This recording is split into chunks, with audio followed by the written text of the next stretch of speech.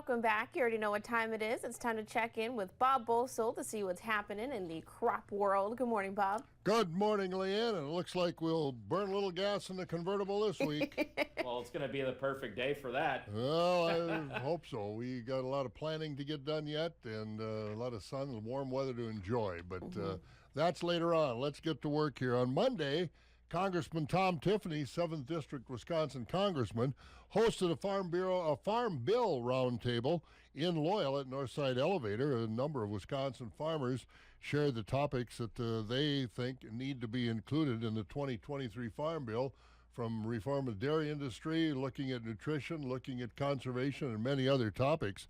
Agricultural businesses and organizations came to the table with a lot of suggestions for that 2023 Farm Bill. That event, though, was not open to the public. Well, U.S. pork exports in March were the largest since May of 2021, according to data compiled by the U.S. Meat Export Federation and released by the USDA. Over 260,000 metric tons of pork were exported in March. That's 17% more than last March, and the 9th largest volume on record. Export value was up 18% from a year ago to $724 million. For the first quarter of this year, over 716,000 metric tons of U.S. pork has been exported. That's up 14% from a year ago. Total value of almost $2 billion. That's up 15% from last year. Mexico is our biggest customer, buying their second largest pork amount on record, while shipments to the Dominican Republic and Malaysia were records in March.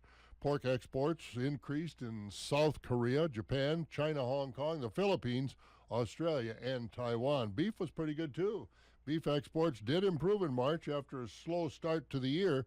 U.S. foreign beef sales total over 120,000 metric tons in March, and that was down 5% from a year ago. But export value down 1%, or down 17% to $893 million. But both volume and value were the highest in 5 months. Beef exports to Mexico, the Dominican Republic, and the Philippines increased in March compared to last year. South Korea imported less beef than last year, but their highest volume still in the past 10 months. China, Hong Kong bought more beef than they had in the past 6 months. Well, Wisconsin remains the top cheese-producing state in the union. Cheesemakers in Wisconsin made over 302 million pounds in March. That's up 30 million when compared to February. Wisconsin produced the most cheddar in the country, 63.7 million pounds. And we had the second highest production of mozzarella and Italian cheeses, behind only California. Specialty cheese production was up 6% in March to 928 million pounds, which accounts for 26% of our total cheese production here in the state. Total cheese production across the country in March, 1.2 billion pounds. Wisconsin producing 25% of that total. Let's go to the market board, and corn and beans were a little lower yesterday. Again, planting progress is continuing, putting pressure on markets. Also, that big Brazilian crop hanging out there. As we look at prices this morning, July corn overnight down 4 cents at $5.92, wheat down 2 to 3 cents, and July soybeans down 7 at $14.26. Dairy markets continue to struggle as the barrel cheese price was down 1.5 cents. Blocks were unchanged at $1.6125, and butter down 1.5 cents at $2.43 a pound. Class 3 futures, not all that good. May down 11 cents at $16.46. June did climb back over $17, up a nickel to $17.04. July down 6 at $17.70.